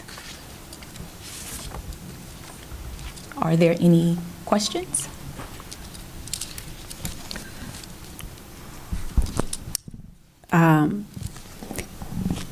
Let's see, we have Member Dental, Castro Dental. Thank you, Madam Chair. A question I have with the language, it's just more a matter of clarification. Let's see, it's under 2C. The threat assessment team shall consult with law enforcement when a student exhibits patterns of behavior based on previous acts. However, if a threat is imminent or the threat assessment teams believe the student poses a threat to the community, the threat assessment teams shall consult with law enforcement immediately. Isn't the SRO part of that threat assessment team, and consulting with law enforcement would mean personnel outside of that team? Or, I mean, they're part of that team, so where does that law enforcement officer come in? So I do agree with you. Law enforcement is on the team, and they are one of the required members to be there. The language in the black that was already there previously is directly out of statute. So that's something that, even though the state imposed that law enforcement be on the team, they also included this language in the statute, and so we included it within our policy. We are adding that if it's imminent, that we consult with law enforcement immediately. Outside law enforcement? Technically, your SRO should be on that team, so your SRO should then be turning around and consulting with their agency, is the thought behind that. If for whatever reason your SRO is not available and perhaps your threat assessment team isn't meeting right at that point, this still puts schools on alert that if it's an imminent or serious threat, that they need to immediately consult law enforcement. So if their SRO is not there at that moment, they do need to contact local law enforcement. Okay, I have a follow-up. Okay. Then there was another question I had on farther down. It was about the reporting. It says, okay, it's under, I guess, 2G. All very serious substantive threats shall be reported to OCPS, District Police Communications Center. Does it matter who does the reporting? I mean, how do we know? Is there a lead on that threat assessment team, like a chair of the committee? I mean, who is the person that is responsible for making sure that that is reported? So it would be the principal or the principal's designee. So we've seen that that's sometimes the assistant principal, or it could be a dean. We would put the onus on them to be the ones to contact the OCPS District Police Communications Center. If it's something that you want, I guess, fleshed out a little bit more, maybe in the policy, putting the onus on someone, that's something we could talk about tonight if you wanted to specifically say who's responsible. But typically, the principal or the principal's designee is the leader of the threat assessment team. Okay. Another question I have about not the policy here, but the next steps that you have. There is language in here about notifying a parent. And I'm not sure if the process or the procedures we use involve the parent early enough. And I don't know if simply notifying them or contacting them is enough. I would rather have them in consultation. And I understand that for some it gets kind of difficult to involve a parent, but they have so much information about their child. They can tell you if their child is on medication, is suffering from something that we're not aware of. I just want to know if there is a way to kind of insert the family or the parents, because they can also help with the situation before an arrest is made or before a Baker Act. So that's my concern. I know that's not necessarily in this policy, but in the procedures and next steps, I'd like to have some discussion about where we can insert that step and slow down the process so we're not having that end result where a parent is simply notified when their child is at the facility.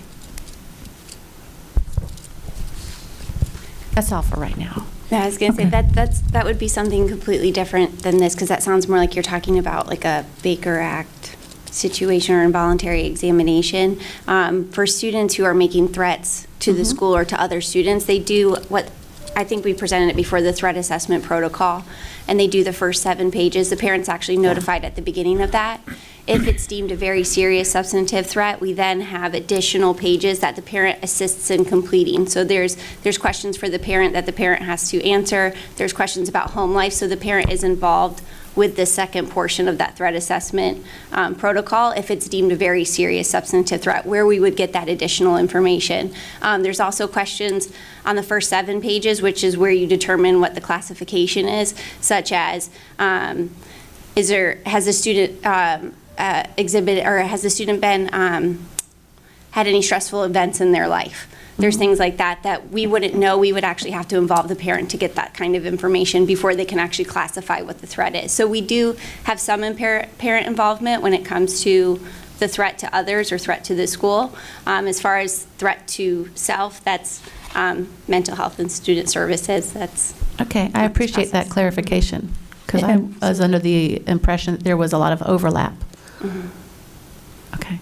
Member, we can hear from Ms. Enville. And if I could if you look at section 2D, it says on the second sentence, notwithstanding any other provision of law, the principal or designee shall immediately attempt to notify the student's parent guardian. So we already have that in the procedures. Does that help? Yeah. That and clarifying the difference between this and the Baker acting procedure. But I was where you were, that I thought that there were more frequency of overlap. So any other questions, Member Castellano? Member Byrd. When you talk about the district threat assessment team having the ability to reclassify a threat and sending it and then letting the school know that they reclassified, can you give some examples of like what they would reclassify or why they would reclassify a threat that the school determined already? Sure. So when the district threat assessment team meets, our team consists of members from the district police. Chief Holmes sits on that threat assessment team along with Commander Alberti. We have representatives from legal, the area administrators are there, as well as ESC and mental health services. So we are reviewing the packets that the schools submit to us. So their threat assessment protocol is provided to the district threat assessment team. We are looking at it, and we are also reviewing all of the questions that are asked. And because Chief Holmes and Dr. Williams-Jones attended the training that was put on by Dr. Cornell, the person who created this policy that the DOE adopted, they are very familiar with what Dr. Cornell expected and anticipated when we were classifying the threats. We know that this is a new procedure for the schools this year using this instrument, so sometimes we're seeing where they might see the words kill or something along those lines, they might automatically classify it as very serious because that's what the protocol says. But when we look at it and we look at whether or not that student has the ability to carry out that threat, whether we believe they intended to carry out that threat, once we look at the protocol and the supporting documentation and utilizing the knowledge that the people on the district threat assessment team have because they've attended the training, sometimes we're able to reclassify those threats based on that information. And we've reclassified up or down. Sometimes schools have said very serious, and we've looked at it, and the district threat assessment team has determined it might be serious, but not very serious. Sometimes schools have said transient, and we've classified up. So it just depends. It's a case-by-case basis, but we look at all of the information that we have available, including the protocol, the discipline record. We look at all of those things. Okay, thank you for that clarification. Can I ask one more thing? I just wanted to agree with my colleague over here that I agree that parents need to be brought in early, so I'm glad to see that. Parents can definitely help with the de-escalation if we need that. But on the under 2C, when a student exhibits patterns of behavior based on previous acts, threat assessment teams shall consult law enforcement when a student exhibits patterns of behavior based on previous acts. How would you define patterns of behavior? Or do we kind of have a standard that we go by? Like how many times would a student have to have committed threats before something more serious is done with that student? Well, in situations like that, you have to look at the totality of the circumstances. We're looking at previous disciplines. A student with one previous discipline that isn't associated with a threat, obviously that's not a pattern, but we've seen students that have 25 disciplines and some of them involve violence. So we've got to take a look at that, take that in consideration as a team, and then obviously classify it based on that. And that can easily escalate it. And if we sit there and we're pining over whether this is a substantive or very serious substantive threat, we're going to go with the higher in most circumstances. We don't want to take any chances with this. This is actually, in my opinion, I mentioned this the last time I addressed you as a school safety specialist, the missing link in this. This is prevention and early intervention at its finest, and we want to make sure that we're on top of this. We've had training with our administrators, with deans, with mental health, with SROs, and the more we do with this, the better we get at this.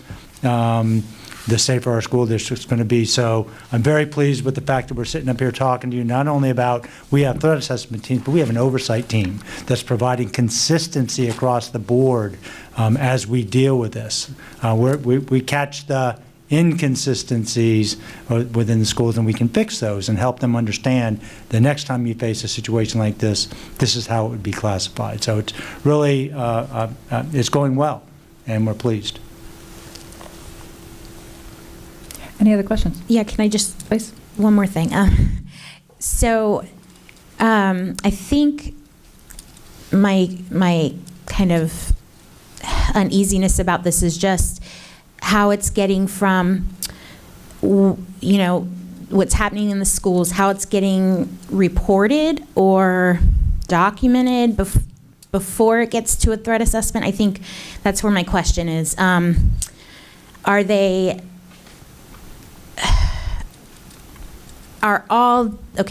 When kids do, something violent, let's say even elementary school, something, hurt another kid, choke another kid, something like that.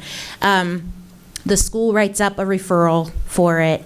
Then they also are having to complete the threat assessment with those referrals if it's something violent or that they did, or is it just if they've made a threat? This is for threats. This isn't necessarily that kid got in a fight and it's over. They can see that this basically goes to discipline or it's been resolved. If there's additional threats after that fight occurs, it would go to the threat assessment team immediately. Again, prevention, early intervention. That fight already happened. That's going straight to discipline, and they're going to have to deal with that. But if they think there's going to be additional fights that spin off, possibly some gang activity associated with this particular fight, that's going to the threat assessment team immediately. Law enforcement needs to be drawn in. District police needs to be notified. And we got to circle the wagons and deal with the situation. Okay, and I think, I'm sorry, can I just follow up? So as far as the ones that just, it's already happened, it goes to discipline, how was I gonna clarify that? Is there a way to, if a particular child is consistently having the fights and having the violence, or does that ever in itself, that's building up all these discipline issues, does that ever build to a point where that needs to go to the threat assessment team? It does. I'm glad you asked. They have a monthly meeting. And in that monthly meeting, that's the type of thing they should be discussing in the schools. Okay. That's what that's all about. You're not just meeting because you have a threat and you need to deal with it as a team. You're meeting monthly to discuss those things that seem to be an ongoing problem and what can they do to intervene. Again, prevent any further violence. Okay. Okay, thank you. Okay, Member Gallo.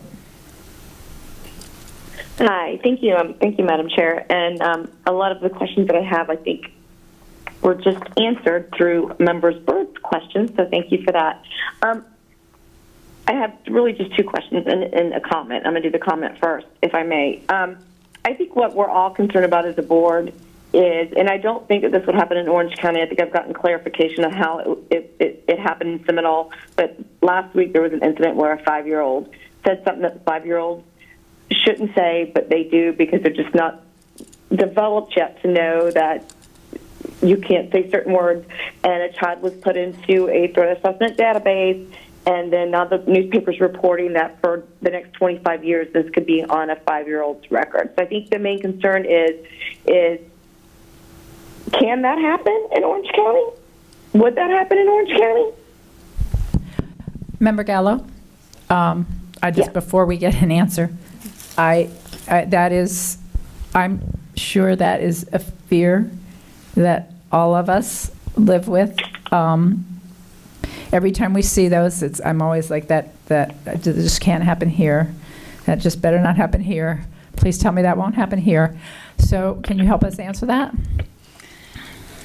I can help answer that. So we are required to fill out this instrument on any sort of threat or threatening behavior to determine what the classification is. Is it transient, meaning that there's no intent? The developmental age of the student, perhaps they don't know what they're saying. If there's no intent and things like that, it would be transient. If there is intent found, it could rise it to a serious substantive level. So unfortunately, yes, if there's a kindergarten student that makes a threat, we would have to do the threat protocol because we are mandated by the state to do it. But at the same time, the age and development of the child is taken into consideration. And so if it's deemed a transient threat, although that threat assessment would still be attached to that child, it would show that it was transient, that it's not something that is a concern for the school. Maybe they were just talking because of their developmental age and they didn't realize that they're not supposed to say things like this. But unfortunately, we are mandated by the state to complete it for any threat or threatening behavior. Does that answer your question, Member Gallo? It does. Thank you, Madam Chair. I do have another question. In the summer, I was working with Ms. Fernandez. We were working on, when we were looking at the JIC and we were looking at the threat assessment language that we had to put in as required by law, we were also looking at some language under involuntary examination. And she had written up the language and showed it to me, and I was under the assumption that it would be included in this policy, so I'm curious as to why it was left out. Sure. Yes, Member Gallo, thank you. That language was originally in the policy. I know that you had previously worked with Ms. Fernandez. We pulled it out because it's our understanding that there's pending legislation before the state right now that is going to include some requirements regarding notification for parents when there's an involuntary examination. And so we wanted to hold off on that language until the legislation was passed so that we could make sure we were in compliance with what the law is going to require the district to do. We didn't want to put it in and then if the law came and said something different, we'd have to come back to the board and change that policy. So we decided to pull the language and wait to see which law gets passed. Another follow-up question, Madam Chair? Of course. So the language that we looked at, because I know which bill you're talking about, and it just got amended out, unfortunately, today. So I'm not certain that we're going to get anything out of Tallahassee. So will we be bringing this language back, regardless of whether something happens up here or not, happens in Tallahassee or not? That same language. If I may, Madam Chair. Yes. We are planning on that. We don't know necessarily, Member Gallo, if we're going to put it in this particular policy if we're going to do a separate policy.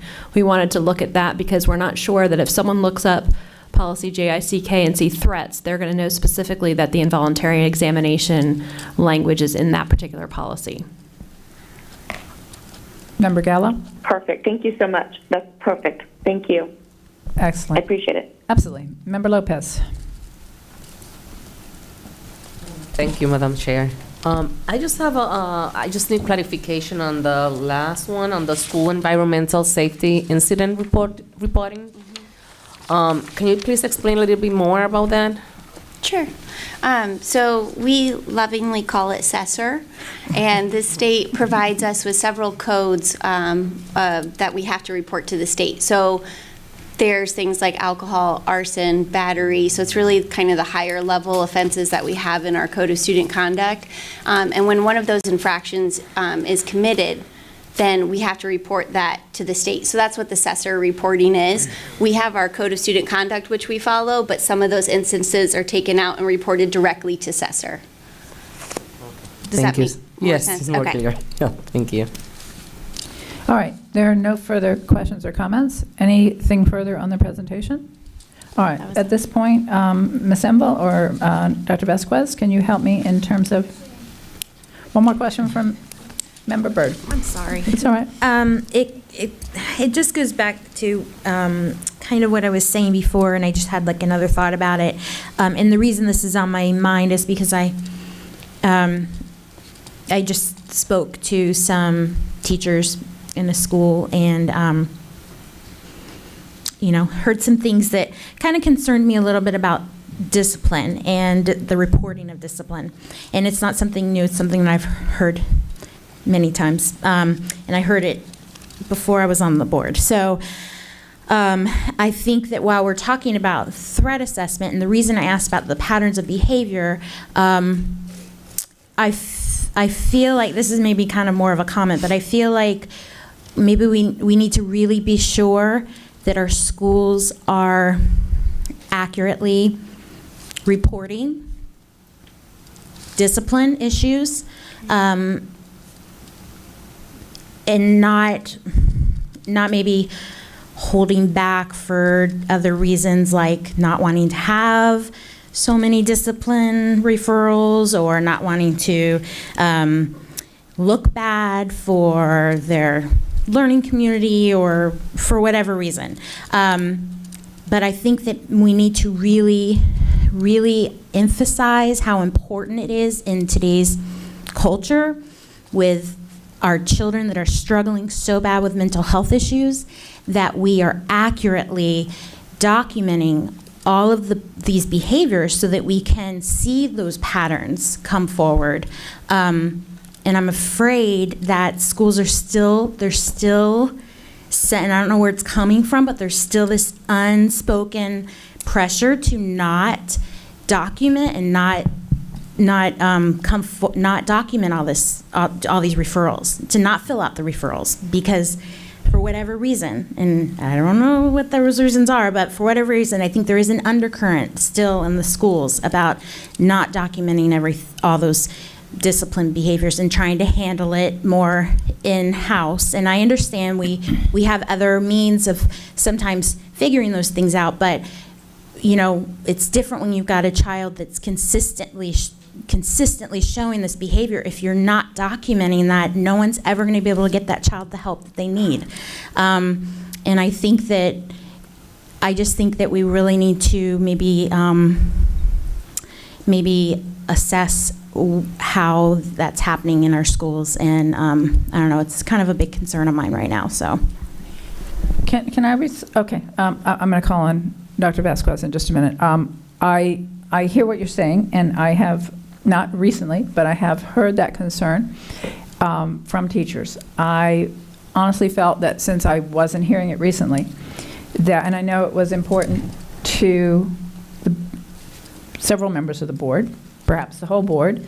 I think those of us that were on the campaign trail this past year certainly heard a lot of that there was a sense by some teachers that they could not or should not submit referrals because it would affect their school grade and it would affect their principals pay, and so you bringing this up again, I think if there is still, whether there really is something, is somebody telling them not to, or it is still a leftover fear that's unfounded, the fact that you're still hearing it, I think, is an indication that we need to figure out how to change that belief system.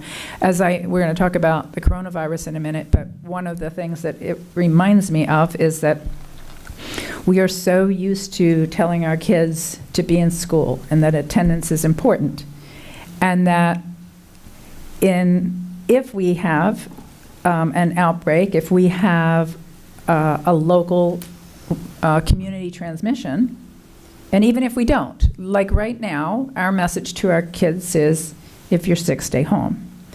And we have to overcome with our kids and with parents that are so used to the culture has been, get your kids to school, perfect attendance, go to school. And it's hard when you've said that over and over again to switch gears and say, no, the more important thing right now is to stay home and get well and keep everybody else safe. And I think that a similar situation, we want our discipline cases to go down, but not because we don't report them. So I think it's an important message. Let me turn to Dr. Vasquez. It seems like every time you sub, we end up in one of these difficult conversations. But go I'd ahead. like to think that it's great conversation. It is a great conversation. Difficult conversations are good conversations because we all have the same motivation and focus. Absolutely. And we constantly train and educate our staff on both threats, how we report our incidents as discipline. Unfortunately, our numbers are up for discipline. And so the fact that there are some teachers that may be stating that we're not reporting, the data does not support that. And we do look at all of the offenses. Sometimes there are students that have, I'll use the example of students with disabilities who have certain protections under IDEA, especially if the offense is a manifestation of their disability, that may receive, in some instances, a different consequence. But our numbers do not support that referrals are not being written and that students are not getting suspended. And I don't say that happily, because we do want to keep our children in school, but they are writing the referrals.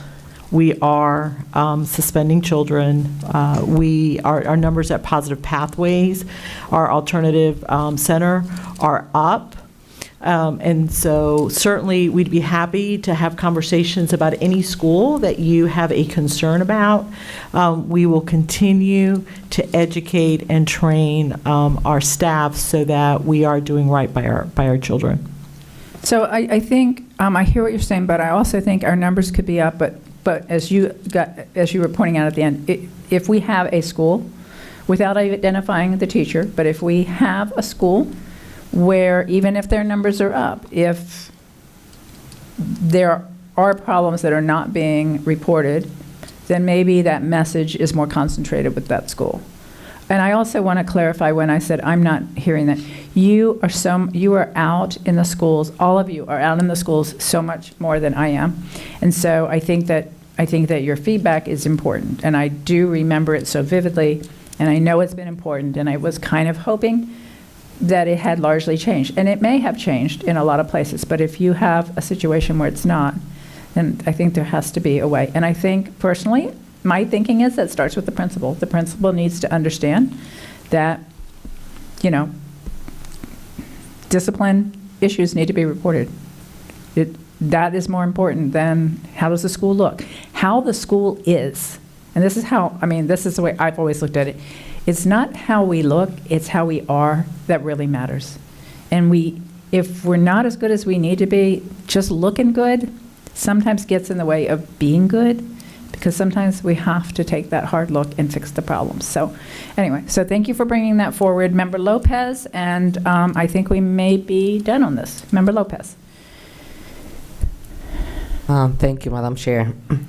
I just thinking about also, when we refer a student and it needs to be suspended, we don't have anything to offer during those 10 days out of school suspension, and we have to be also aware of that.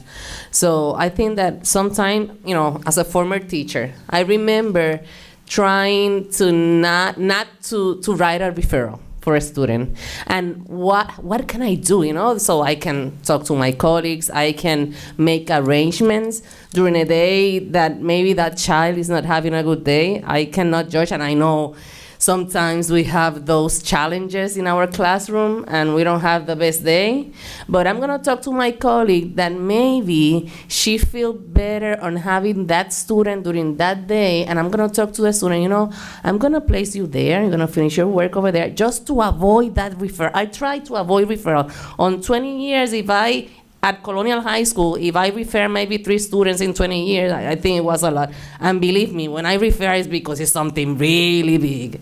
So I try not to refer the student. I try to talk to them. And I know it's not easy, but and I know also that there is a data over there talking about that school, but the majority of the students that are suspended, the majority of the time, is our student of color.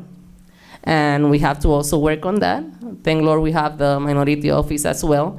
But there's something else in the culture of our communities that is not only the discipline. I know that as a teacher, because we want to teach, we want to be successful in our classroom, but there's something else, something is happening in that family, something is happening in that community, something is happening, and sometimes we are so overwhelmed and so in distress, not because of the FSA or maybe of the test of the class. You have a lot of students. You have a class that you cannot have less students, because maybe you have an elective. You have 45 students in that classroom. So I think that I know that we have to work on discipline, but we also have to work in be culturally relevant as well. And we also have to understand our low-income students. And we also need to learn more about our communities. Because when I walk around the school that I used to teach, I know that they need more than a referral. They need somebody to talk. And sometimes we're just putting, and I know the numbers is against our teachers, and the data sometimes is not fair to us. The testing, the overloading of testing is not fair to the teachers either. So sometimes, what I did? I forget about the data, I forget about the testing, I forget about everything, I just focus on that student, because maybe that student just needs to say, how you doing? How are you? Do you want to go to the restroom, because I don't see you right. Maybe sometimes they're crying, or sometimes they don't have a good mood, and having not a good mood. And I was, maybe I'm talking a lot, I'm so sorry about that, but I was watching in Netflix, Gabriel Fernandez. And he used to be he was a really nice student, but when he started having those abuse interaction with their parents, he started to be more challenging with his behavior. He did not want to go out. He was even punching and kicking the walls, and he was a nice student that just beat up by his stepfather and his mom. It's something else, and sometimes we just focus on something superficial and we don't go deep. But we have counselors, we have threat assessment team. So I think that sometimes we need to look more into those deep situations that maybe we think, it's because it's me, it's because it's something personal. But there is something else that sometimes we don't even know, and we can save a life just by looking to somebody else to help us in helping that child. That's it. Very good. Very good. Don't disagree with that at all. I think that would go a long way. And I also think that teachers that have a serious continued problem also should not feel in any way intimidated or discouraged from bringing that forward. And in a perfect world, if we get this right, discipline is about helping our kids, not hurting our kids. That's not the goal. The goal is to figure out how to rechannel, redirect them, and that's why we're here. So if we get that right, then referrals won't be a bad thing. They might not look good on paper, but again, it's not about looking good, it's about doing our best for our kids. All right, are we all okay right now with this, now that we've, okay, so can we, yes? Can I just recap our policy moving forward, just so we have it? Okay. So moving forward, for the record, I don't believe we had anybody that spoke to for public comment on any of these three policies. We're going to be bringing back GCBAB, critical teacher shortages, and JICK, the threat assessment teams, to the board for final approval on 4/14 of 20, and that will include the second opportunity for the public to comment. We are going to be revising IKFB graduation exercises as soon as possible with amended language. Get copies to all of that to you ahead of time. With two, individually. With two versions. One that deals with allowing graduation ceremonies with some sort of tweaking in the naming for elementary and middle, and one that doesn't. We're going to see, because we want to make sure we get it done timely. Yeah, if you can bring us back too. Otherwise, you'll bring us back what you bring us back. And then also for the record, their policy FEA, which is titled Educational Adequacy and Construction Specifications for New and Renovated Facilities, was originally scheduled to be heard today at a rule development workshop, but it was withdrawn. So that's why the public may not see that. It is on the agenda as withdrawn, but it was originally advertised, and we're going to re-advertise that one as well. Okay, thank you. All right, thank you all. Great job. Great job. We're going to get a quick update from Roberto. Are you providing this update? Yeah. Okay, and I'm going to run, but yeah, have a seat. I have just one question for you before I get up and turn the meeting over to Vice Chair Gould, and that is, has there been any change in the number of persons infected with the coronavirus in the state of Florida? Good evening, first of all. The latest that we have received is there's 5 cases. Actually, this afternoon, the governor came out saying that there's a presumed case. So that is the latest count that we have. As you know, it changes. By the time you get home, you might have different information. So what I can tell you is that the information that I'll be sharing with you is as of earlier today, as far as the cases that we have in the United States and globally and what has been announced. Can you tell me before I leave, of those 5, I know we had, I think, 1 or 2 in Hillsborough, 1 in Manatee. So between Hillsborough and Manatee, we had 3. Do we know where the other 2 are? Correct me, Santa Rosa? One was in Santa Rosa. Santa Rosa County, yes. I'm not sure the other. Okay. And we have 2 in Hillsborough. I think one was the sister of one of the original people that was diagnosed or was identified to having the virus. Okay. So as of right now, the state of Florida, I can give you these numbers if you would like at this No, point. I'm going to turn the meeting over to our vice chair, okay? Yep. So let me go back to just a brief overview so that you get a little bit of information what the district is doing, how to prepare. So the district has been closely monitoring and preparing through a working group since January of this year. It was not something new for us. We knew that the virus was out there. We were monitoring proactively. The working group has representation for various departments. Of course, some key departments were involved since the beginning. Some others have joined as we deem necessary. Having this group allows for us to be able to centralize the information, not only the one that is coming in, but the one that is coming out. We also centralize all the efforts for the prevention, preparedness, and the response if needed. Our Safety and Emergency Management Department is helping us manage that effort. We have the Senior Director here, and Bob Voigt from that department that is helping us with that task. The district does have the necessary framework for establishing the process, roles, procedures in order to respond to a public health situation, which in this case will include an infectious disease. So we have the procedures, we have enacted before and use them. The district maintains constant communication with the Center for Disease Control and Prevention, Department of Health, and the Florida Department of Education. Our district will follow directions provided by the CDC and the Department of Health in regards to response. So in case we do find out that there's a case in one of our schools, they will be the ones that will provide us directions how to about to respond and what kind of measures we need to implement. We have and we will continue to provide information to parents. As you know, a Connect Orange was issued last week. Also, a website was created under OCPS Student Health Services, where we'll continue to provide information up to date to parents. We have and we will continue to provide information to staff. We have done this for the last couple of weeks. We tell them a little bit what to expect. I know that they get a lot of questions from parents, from the community. We just want to keep them informed. So that's pretty much a little bit of background of what are we doing. The current situation, just again, this is the same information that you will hear from the news globally. We're still about a little over 93,000 cases confirmed. About a little bit over 80,000 of those cases are in China. The remaining 12,000 are all in other areas of the world. Deaths, right now they have a little over 3,198 deaths. 2,984 of those are in China. 214 are in the remaining countries of the world. So we have about 76 countries that have reported cases so far. As far as the United States, we have about 100 cases reported.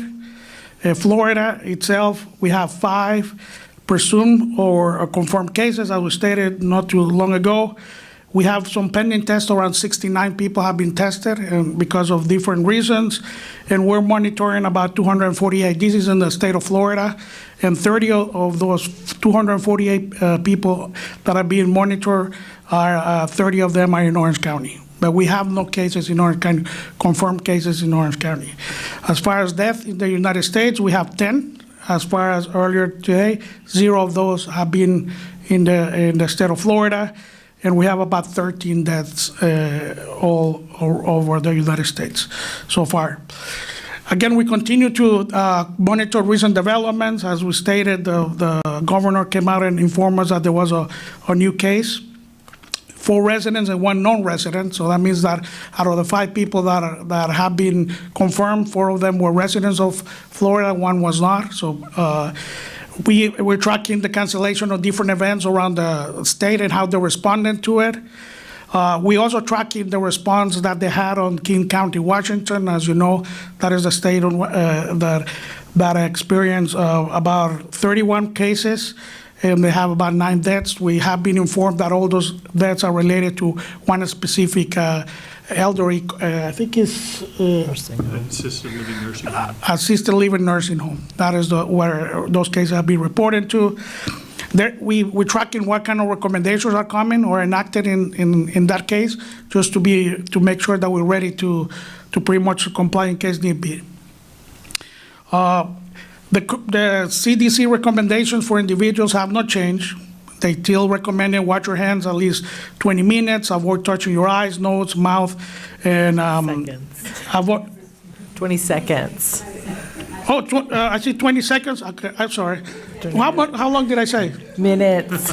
You know what? 20 minutes work time. Sorry, 20 seconds. I was just checking to see if you all were paying attention, but avoid touching your eyes, nose, mouth. We don't wash hands. Avoid close contact with people who are sick. Stay at home, as stated by the chair. We please ask if you believe that you might be sick, please stay at home. That is something that we're asking from parents and also our staff. This is not only applicable for our students, but also our staff. If they believe that they might be sick, please stay at home. Cover your cough and sneeze with a tissue, then throw away the tissue. Clean and disinfect frequently, touch objects and surfaces. They have provided some specific recommendations for schools, and we have reviewed those and we're following them, which are to make sure that we have the proper continuity of operation plans. We continue to share information. As stated, we communicated with all our local partners and state partners. We monitor the absences from our staff and students. And we establish procedures in case we need to react to any possible case that could or might be reported on our county. So as far as the DSTEM, as stated, the DSTEM has been and will continue to work on the prevention piece. We also are working on the preparedness piece, and definitely we have the framework necessary in order to respond in case need be. We have some comments and questions. I had chimed up. So on the cleaning component, especially at the classroom and the school level, I know that every year the teachers ask for Clorox wipes and those kind of things. Have we changed or enhanced the procedures in the classroom? We might want to play the Barney cleanup song, like every change of period in class, and they wipe down their desks. But have we done any of that?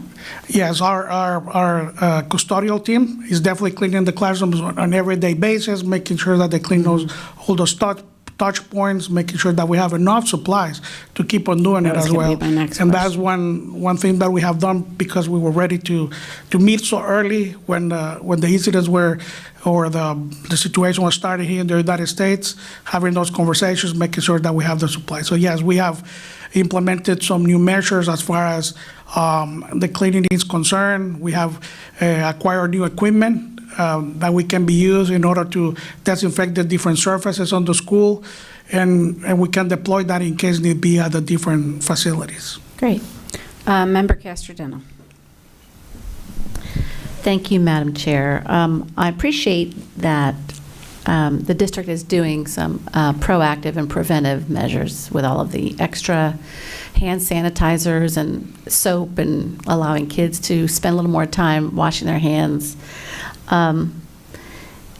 I have a question about when or if, what is the trigger for like closing a school? Is that decision, is it recommended by the health department? Is it a superintendent decision? How do we know when to do that?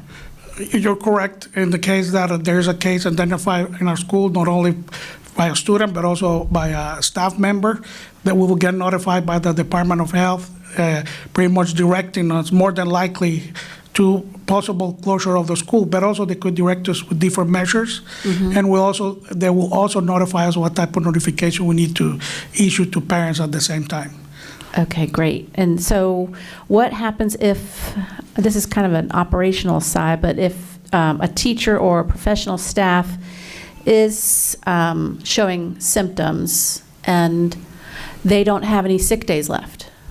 Are we still requiring them to stay home? How are we looking out for them? Deputy Superintendent. Thank you. We currently have asked our Chief of Staff to work on writing out the specific circumstances, not only if they're out of sick leave, but if they are showing signs that they're sick. Are we able to recommend that they go and checked out? So our Chief of Staff is working on that protocol.